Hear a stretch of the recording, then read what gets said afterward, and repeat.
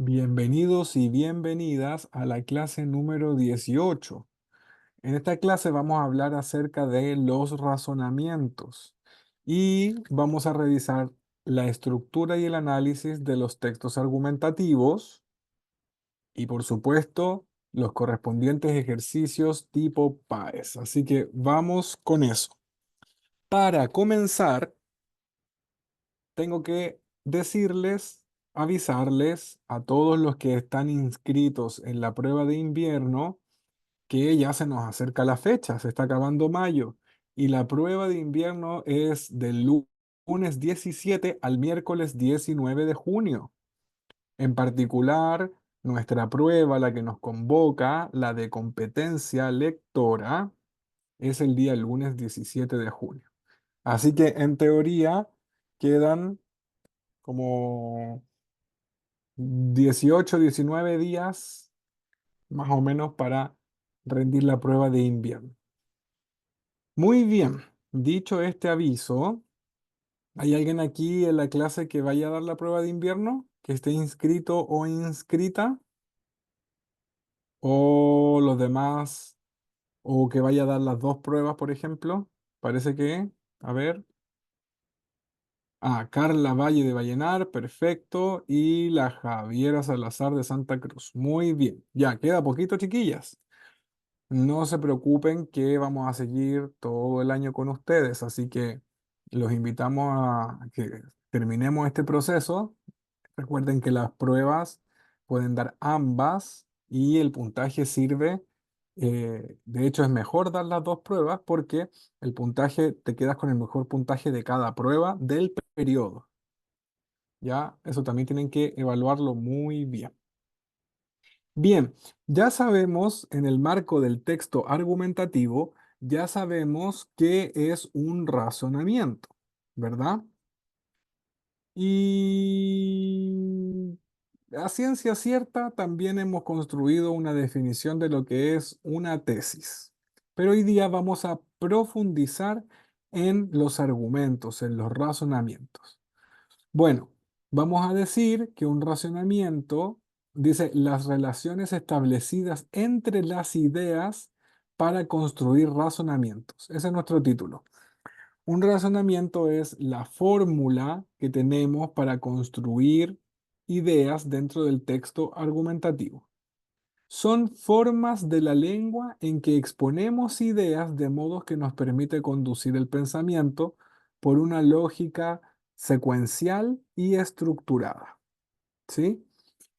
Son muy importantes para esbozar y comprender los textos argumentativos, porque cuando tú eres capaz de entender bajo qué razonamiento o bajo qué lógica secuencial está estructurado el texto argumentativo, ya todo se hace mucho más simple. Puedes identificar con facilidad cuál es la tesis y cuáles son sus argumentos y contraargumentos. Entonces, los razonamientos siempre deben tener entre sí una relación que sea coherente y que esté bien cohesionada, que esté bien unida, que nos permitan construir un argumento y el afianzamiento de este argumento que sea sólido, que tenga ideas correctamente expuestas y que le den sentido, en definitiva, al texto argumentativo. Bien. Como todo texto, la estructura del texto argumentativo tenemos que revisarla, ¿ya?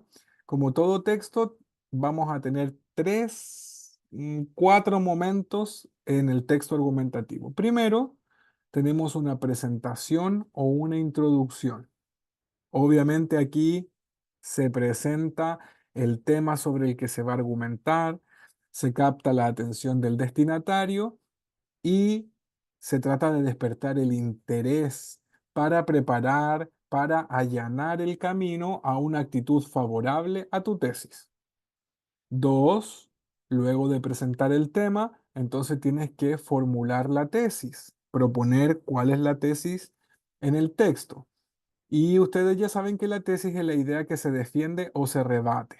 Es el núcleo de la argumentación, por lo que siempre tiene que estar de forma clara, tiene que aparecer explícitamente la tesis. ¿Ya? A todo el mundo tiene que quedarle claro lo que tú quieres plantear. Eso es fundamental. Puede aparecer la tesis al principio del texto o al final del texto. Todo depende de qué tipo de tesis o de qué tipo de argumento estemos escribiendo. Todo esto lo estamos revisando porque ustedes van a tener que leer textos argumentativos, ¿ya?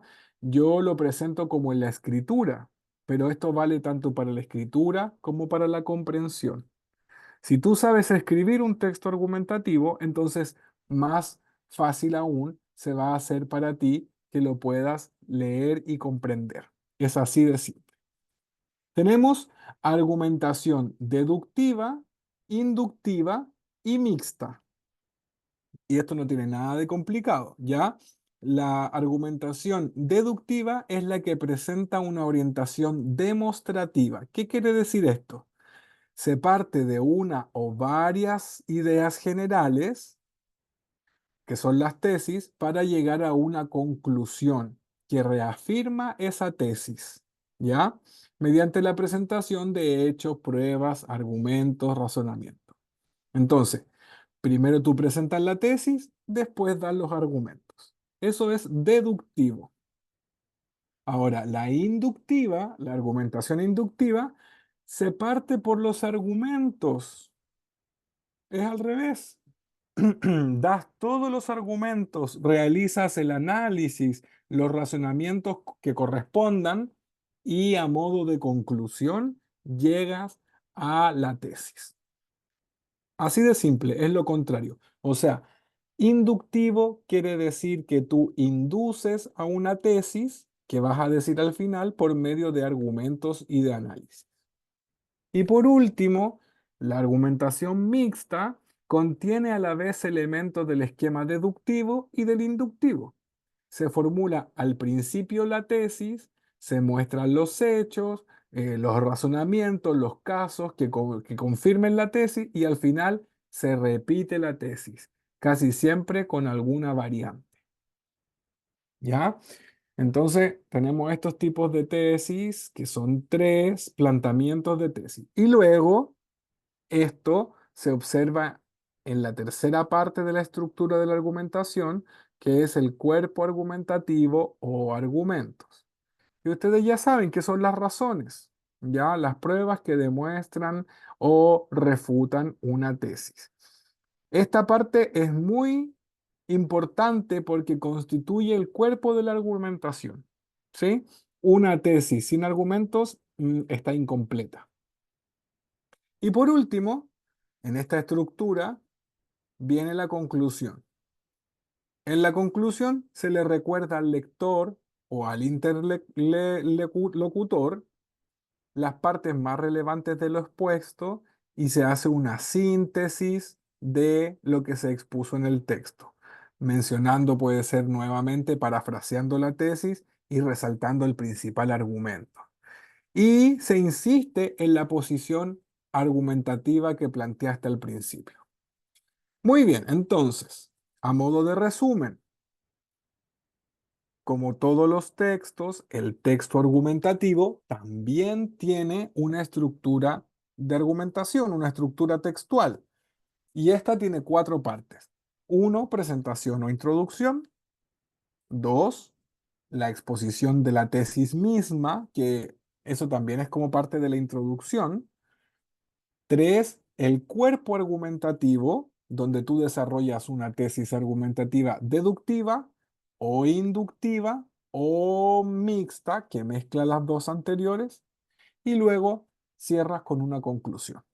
Todos los textos argumentativos cumplen más o menos con esta estructura. Por lo tanto, si yo leo un texto argumentativo, voy a tener que revisar que esta estructura se cumpla. Si yo conozco la estructura, la comprensión se hace más fácil. Bueno, vamos a lo práctico. A continuación, entonces, análisis de textos argumentativos, de su estructura, de sus partes y de sus razonamientos. Ya. Voy a necesitar un ayudante para que lea este texto. Se llama La Ley de Extranjería en España. ¿Hay algún voluntario o voluntaria que quiera leer el texto?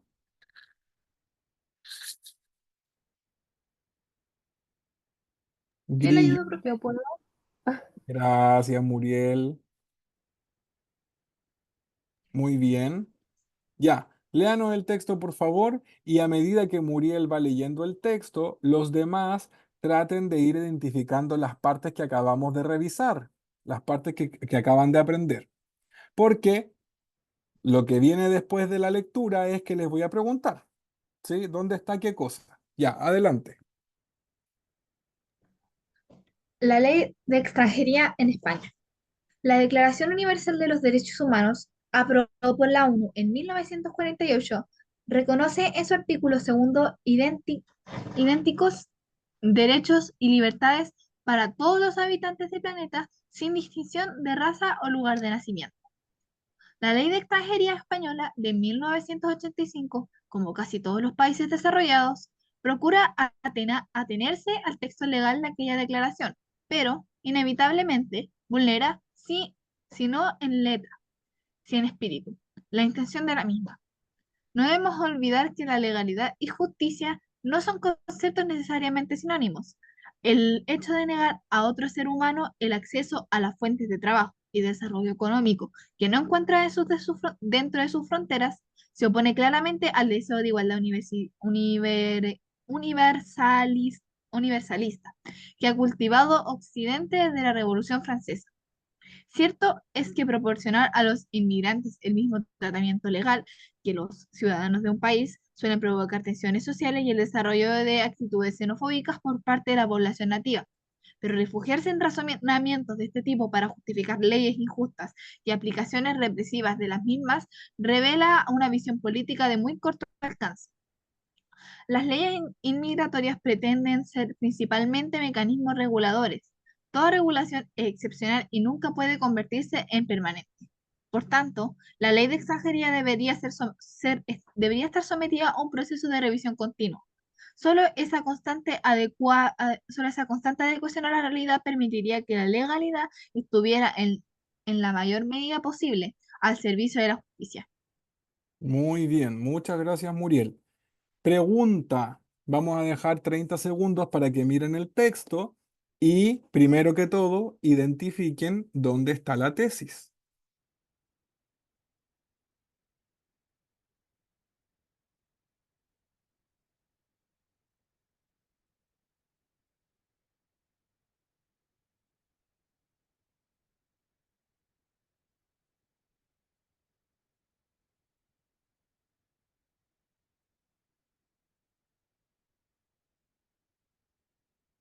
¿Quién me dice si encontró la tesis o cree que por aquí está la tesis?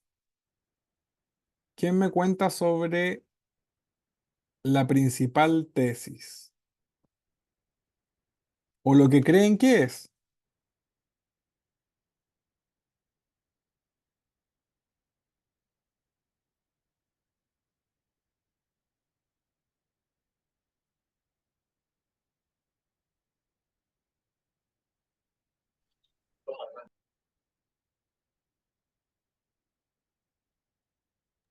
Por lo que entendí, creo que la tesis está en el último párrafo. A ver, ¿en qué parte sería? Por tanto, la ley de extranjería debe estar sometida a un proceso de revisión continuo. Solo esta constante adecuación a la realidad permitiría que la legalidad estuviera en la mayor medida posible al servicio de la justicia. ¿Ya alguien tiene otra opinión? Dice el Maximiliano que cree que está al final, pero mezclado con el respaldo. ¿Se acuerdan que yo les dije que al final, qué es lo que se hacía? Ah, al final la conclusión. Ya, ¿y qué incluía la conclusión? Podía ser la reiteración de la tesis o la misma tesis, pero dicha de otra manera, con algunos pequeños cambios, después del desarrollo del tratamiento y el análisis de la información en el cuerpo argumentativo. ¿Alguien más dice otra cosa?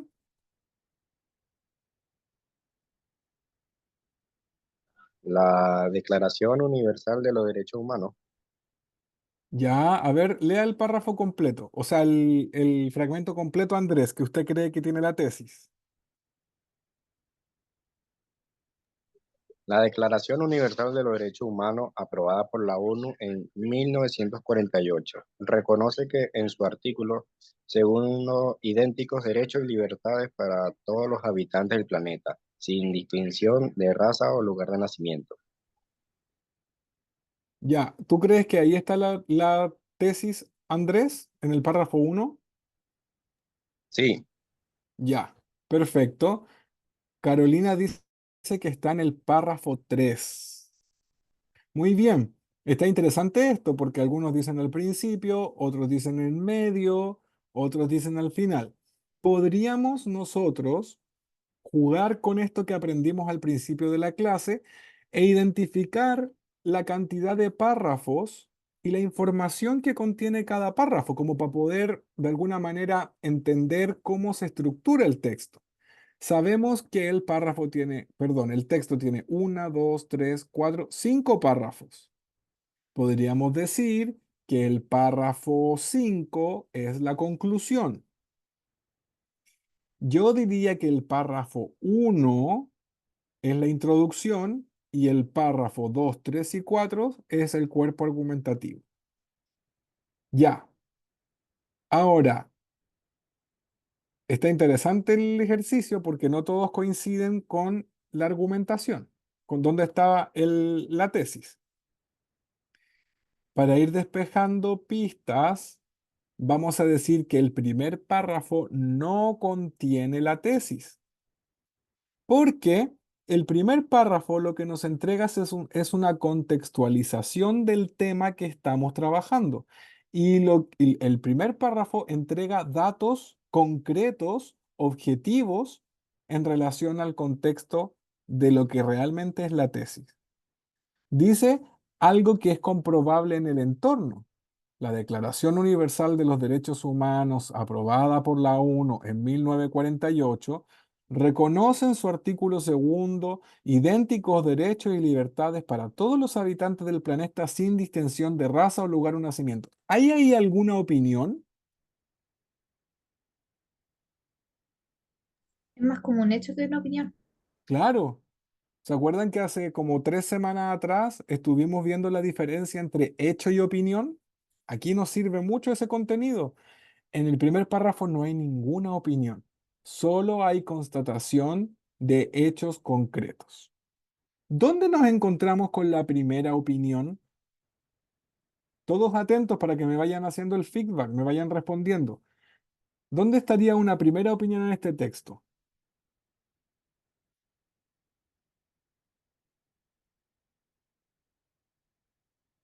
En el párrafo 2. Ahí sí que vemos una opinión del autor. Ya, ¿para qué decirles que identifiquen algunos argumentos? Tenemos que saber identificar primero la tesis para luego identificar argumentos, ¿cierto? Bien, miren por favor, tenemos aquí el desarrollo del texto, según lo que revisamos al principio de la clase. Primero tenemos un título y en este caso el título contiene el tema, la ley de extranjería en España. Párrafo uno, tenemos una introducción. Párrafo 2, la tesis. ¿Alguien dijo que la tesis estaba en el párrafo 2? No. ¿Alguien lo pensó? Ya. ¿Quién me puede decir cuál es la tesis? Ya saben dónde está, pero así en simples palabras. ¿Cuál es la tesis? ¿Qué es lo que plantea este personaje que escribió el texto?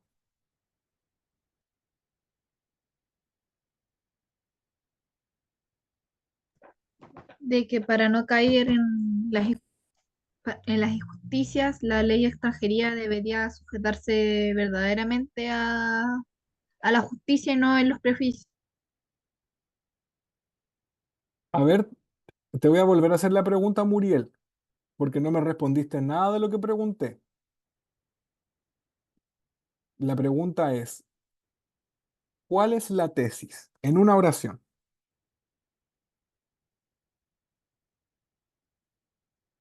¿Qué es lo que opina este autor? ¿Los demás? ¿Qué dicen los demás?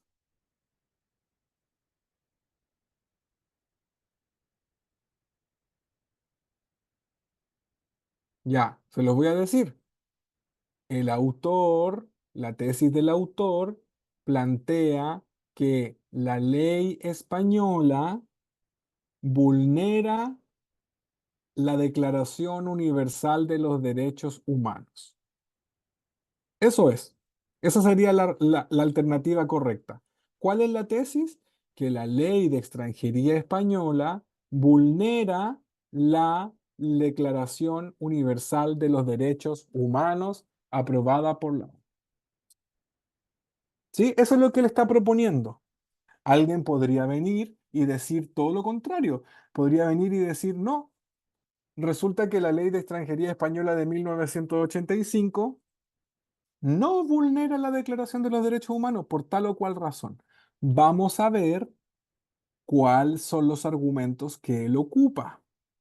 Y si se dan cuenta, hay un contraargumento, que esto es muy válido para los textos argumentativos, porque tú te adelantas a lo que te podría decir tu contrincante. Vamos con el argumento uno. Dice, no debemos olvidar que la legalidad y la justicia no son conceptos necesariamente sinónimos.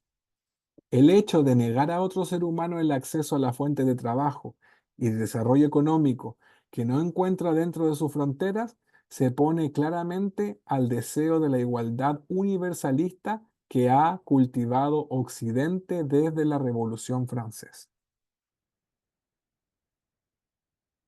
Por ahí varios dijeron que el párrafo 3, el que acabo de leer, tenía la tesis. Entonces, confundieron tesis con argumento. ¿De acuerdo? Ya, ¿alguien me podría explicar de qué se trata el texto? Sin decir tesis, argumentos, sin diferenciar contraargumentos, refutaciones, nada. Pero ¿alguien me podría explicar de qué va este texto? Carolina Martínez, ¿qué entendiste tú del texto?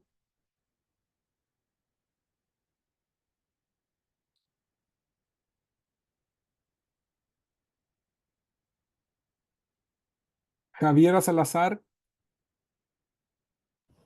Hola. hola Eh, Javiera.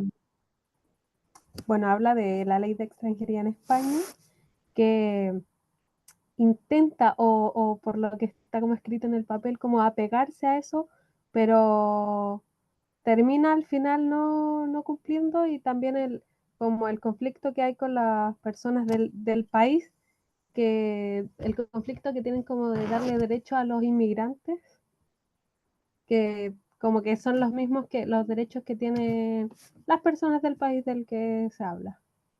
Muy bien lo que dice Javiera. ¿Cuál es el derecho principal al que hace alusión el texto? El del trabajo. El del trabajo. Y eso tiene que ver con lo que aparece en el párrafo uno. ¿Puedes leer el párrafo uno, por favor? Dice la Declaración Universal de los Derechos Humanos, aprobada por la ONU en 1948, reconoce en su artículo segundo idénticos derechos y libertades para todos los habitantes del planeta, sin distinción de raza o lugar de nacimiento. Ya. Dice que todas las personas tienen derechos idénticos, pero después dice que la ley española no cumple esto de los derechos idénticos porque estando en España, una persona que es nacional no tiene los mismos derechos de trabajo que una persona que es extranjera. Entonces, le diste en el clavo, Javier. Ahí está la diferencia y ahí está el meollo de la tesis que él propone.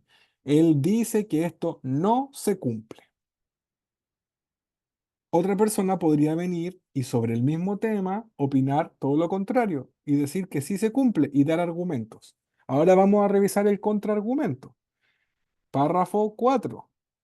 Cierto es que proporcionar a los migrantes el mismo tratamiento legal que a los ciudadanos de un país suele provocar tensiones sociales y el desarrollo de actitudes xenófobas por parte de la población nativa. Él ahí está dando un contraargumento, lo que le podrían responder los otros. Sí, pero es que tú no puedes darle la misma cantidad de derechos y libertades a alguien que es extranjero. ¿Les suena este tema o no? ¿Es lo que está pasando en Chile? Súper, sí. Claro que sí. ¿Y por qué los extranjeros están ocupando la salud chilena? Por ejemplo, podría decir alguien, sacándolo de contexto y llevándolo a la salud. ¿O por qué tenemos que invertir en educación para los niños extranjeros que van a los colegios gratuitos de Chile? Bueno, los países, aquí puedo dar otro argumento que se me ocurre, los países del mundo se suscriben a tratados internacionales, como por ejemplo los que están dictados en la ONU, en la Organización de las Naciones Unidas. Todos los países o la gran mayoría de los países democráticos están suscritos a la Declaración Universal de los Derechos Humanos y los respetan. Pero claro, cuando nos encontramos con las leyes nacionales, hay ahí una convergencia que no es muy equitativa entre lo que se suscribe y lo que se hace. Bien, refutación. Pero refugiarse en razonamientos de este tipo para justificar leyes injustas y aplicaciones represivas de la misma revela una visión política en realidad de muy corto alcance. Y ahora viene un segundo argumento.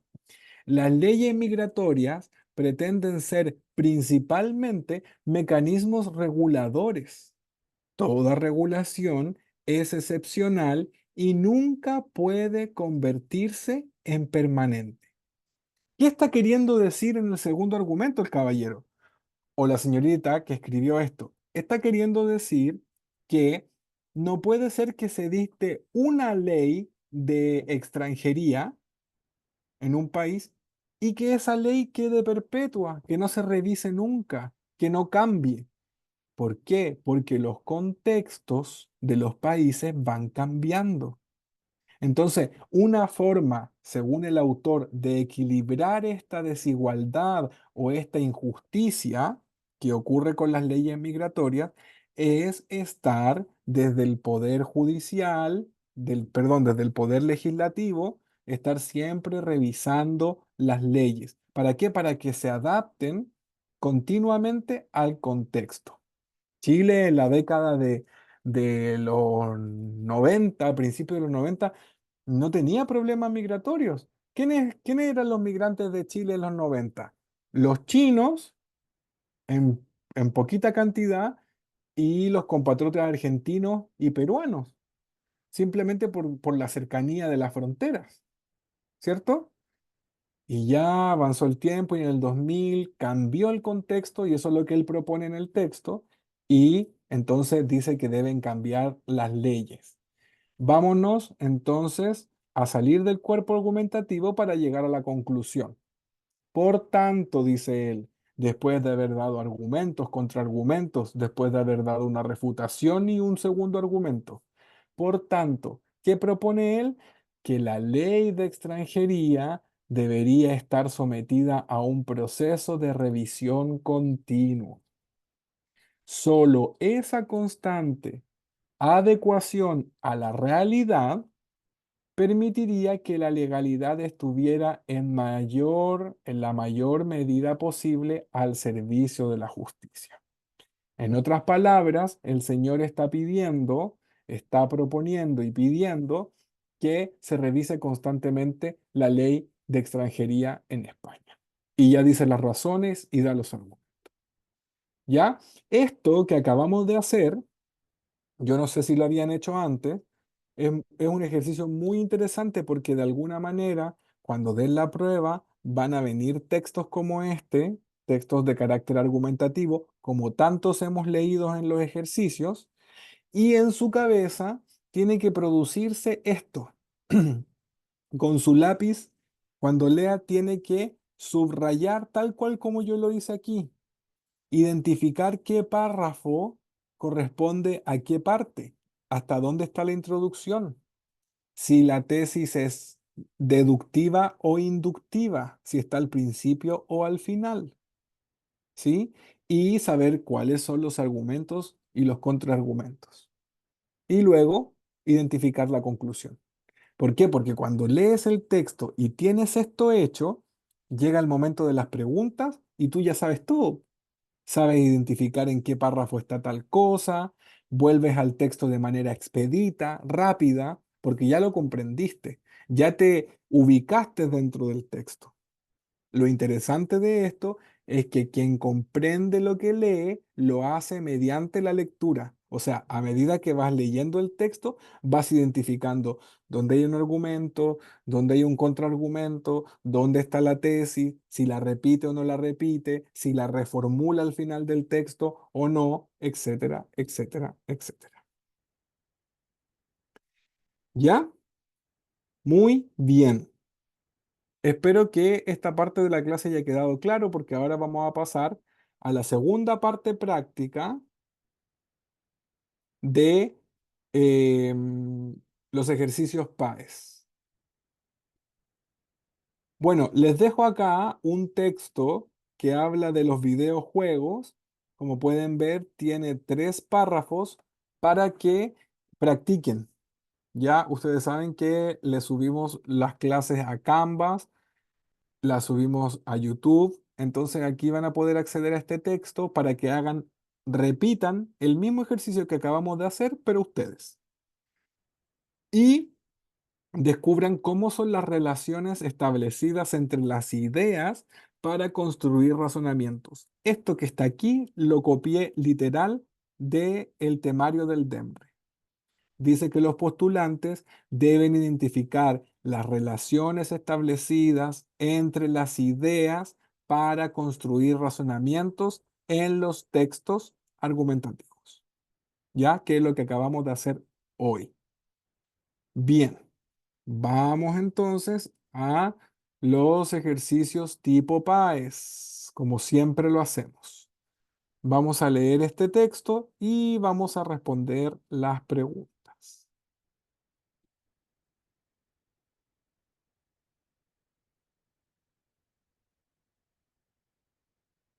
Los ojos que miran se llama el texto.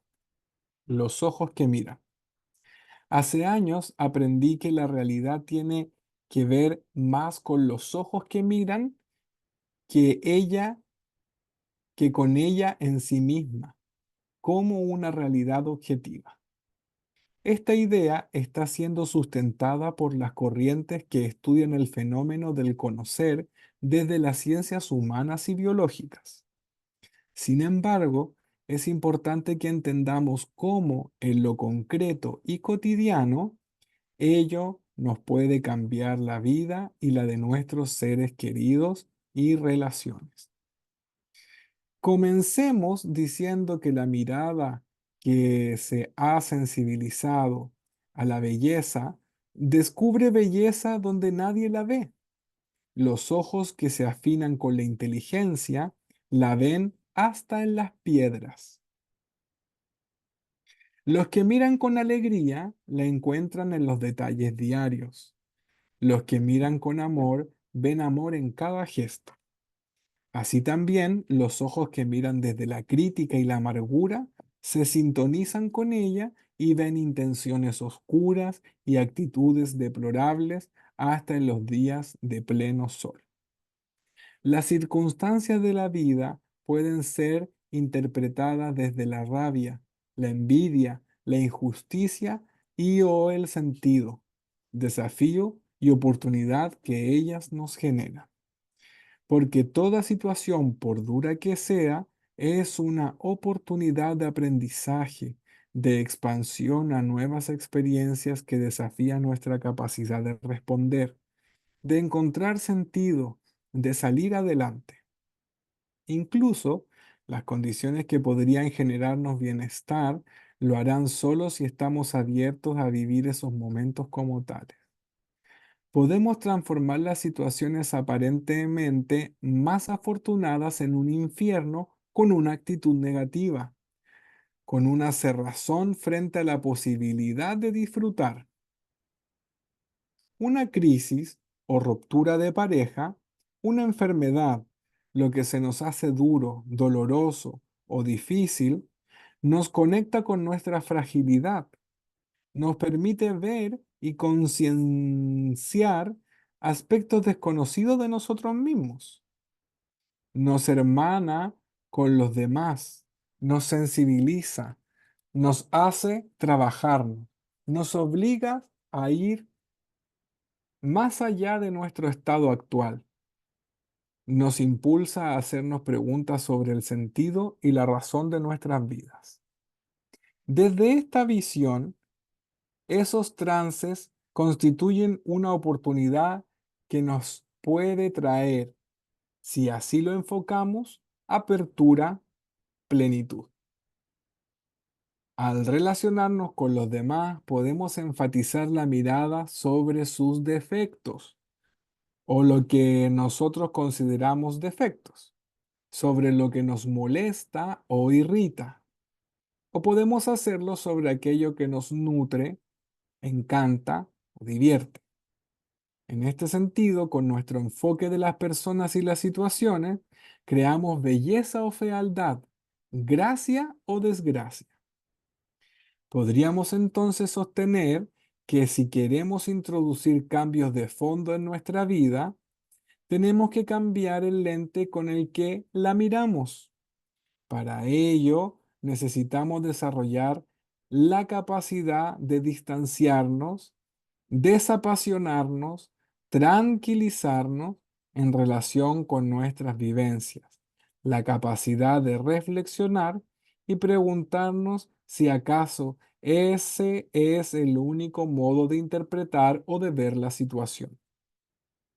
Es preciso querer liberarse de lo que nos oprime o hace sufrir y estar dispuestos a ponernos en duda, a considerar otros puntos de vista, a integrar visiones que nos den sentido. Esto lo escribió Patricia May en la revista El Sábado en junio del 2005. Bien, antes de pasar a las preguntas, ¿quién me puede decir dónde está la tesis? Ja, ja, ja, la pregunta del millón. Si les pudiese regalar dinero, lo haría.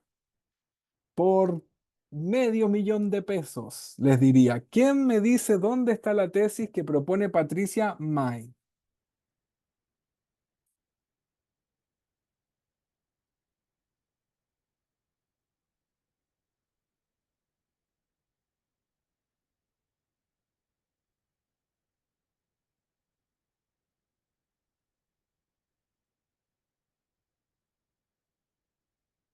Sin miedo a equivocarse. Equivocarse es lo mejor, porque cuando nos equivocamos aprendemos.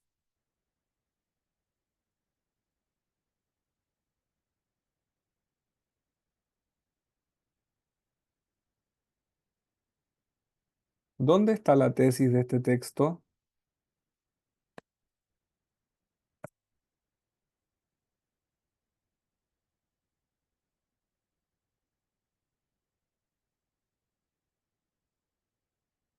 Ya. Párrafo 6. Podríamos sostener entonces que si queremos introducir cambios de fondo en nuestra vida, tenemos que cambiar el lente con que la miramos. Yo les he dicho muchas veces y lo voy a volver a repetir que generalmente en los textos que escogen en la PAES, el título entrega muchísima información y lo pasamos por alto. Lo leemos, pero después nos olvidamos del título. ¿Cómo se llama este texto? Los ojos que miran.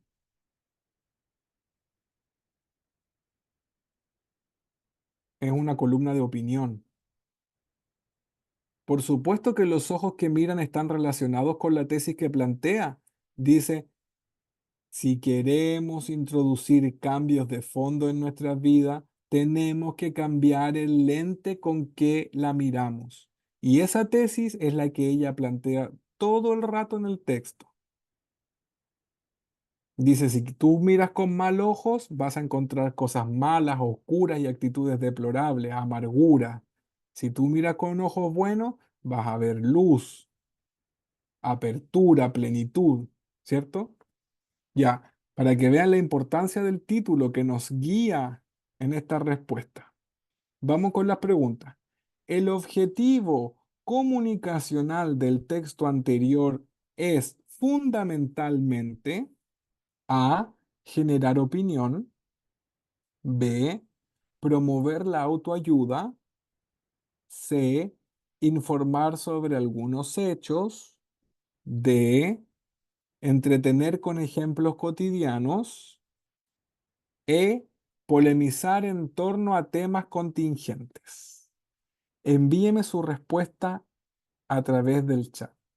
¿Cuál es el objetivo comunicacional del texto anterior?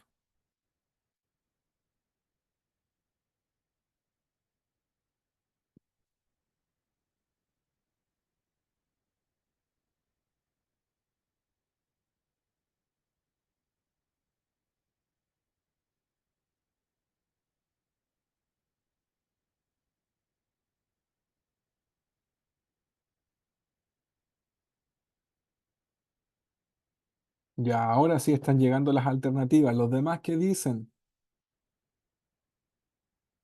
Francesca está entre la A o la E. La Javiera dice que es la A.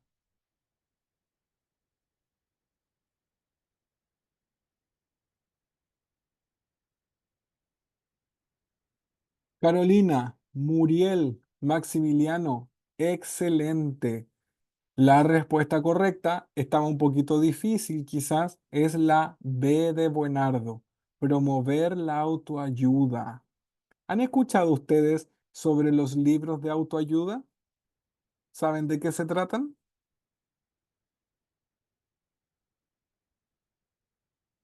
Son generalmente escritos por personas que han sufrido mucho, que tienen un trauma y que cuentan su historia, o por psicólogos, psiquiatras, que cuentan su historia y que el principal objetivo es enseñarle a los otros para ayudarlos. ¿Sí? Si quieren saber más, pueden investigar sobre Patricia eh, May. Ya ella es chilena y ha escrito muchos libros y hace charlas, etcétera, etcétera. El objetivo comunicacional del texto anterior es promover la autoayuda. Ya, en definitiva, ella te está enseñando que dependiendo cómo tú te tomes las cosas, es lo que vas a ver. Por eso, ojos que miran. Check para que la tuvo buena. Siguiente. De acuerdo con el tema, el texto anterior puede clasificarse como A, sociológico, B, estético, C, filosófico, D, psicológico, E, científico. De acuerdo con el tema, el texto anterior puede clasificarse como, ya están llegando las respuestas. Los demás,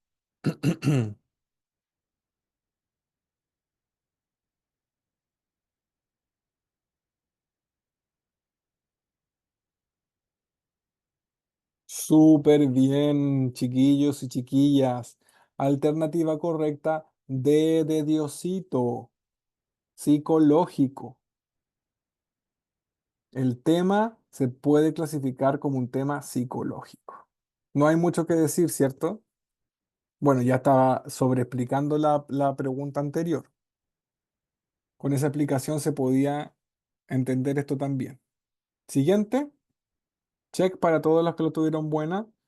Según el texto anterior, el ser humano puede ver y crear la realidad a partir de A, las vivencias que posea, B, la inteligencia que tenga, C, su capacidad de reflexión, D, la disposición personal que adopte y E, su comunicación con el entorno. Vamos a volver al texto por si quieren consultar. Ya están llegando las alternativas.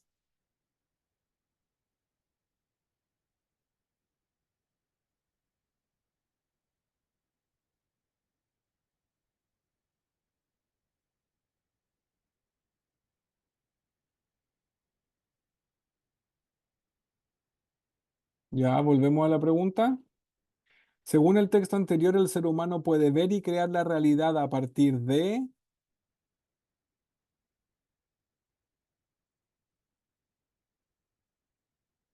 Los demás, envíenme su respuesta. Fernanda Polanco, Francesca, su respuesta. Muriel, no veo su respuesta.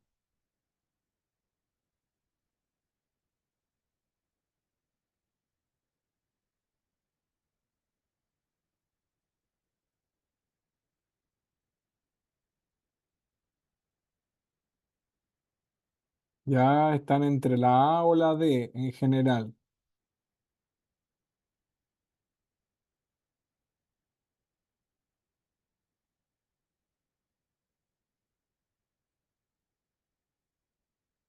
Francesca, ¿puede hablar por el micrófono? Por qué crees que es la A?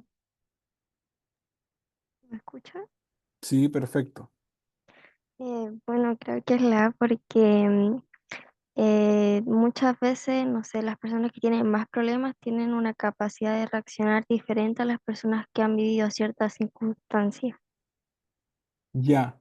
Esa respuesta que me acabas de dar es muy correcta, pero fuera del texto. ¿Ya? Muriel, ¿por qué crees que podría ser la A? Porque gran parte del texto iba de que, por ejemplo, el segundo párrafo, me acuerdo, que decía de que con los ojos veíamos el bien, con los ojos veíamos el mal, con los ojos sentíamos el bien y con los ojos sentíamos el mal, como algo así se entendía. Ya, pero esas no son las vivencias. Las vivencias es lo que uno ve, pero el texto decía que independiente de lo que uno vea, y ahí está la pillería de esta respuesta, por eso que los quise hacer participar, independiente de las vivencias, de las cosas que tú veas o vivas, va a depender de tu actitud si eso te va a hacer bien o te va a hacer mal. Por lo tanto, la respuesta correcta es la D de Diosito. Según el texto anterior, según lo que dice el texto, el ser humano puede ver y crear la realidad a partir de qué cosa? De la disposición personal que adopte. Nuevamente, una pista para responder bien esta era el título. Ojos que miran. Dependiendo de los ojos con que miren las cosas, de la disposición personal que adoptes, es que puedes ver y crear la realidad. Ya, lo dejamos hasta aquí. ¿Cuántas buenas y cuántas malas tuvieron? Fue una clase muy provechosa, como todas, y nos vemos el día jueves, sin falta, para seguir avanzando. Estoy muy ansioso porque ya les queda poquito a algunos para que den la prueba de invierno. Chao, chao Maximiliano, chao Chao, Constanza, profe. Nos vemos, Fernanda, profesora, que tenga buena tarde. Javiera, que estén bien. Chao, Gracias por chao. la Chao clase. Muriel, nos vemos.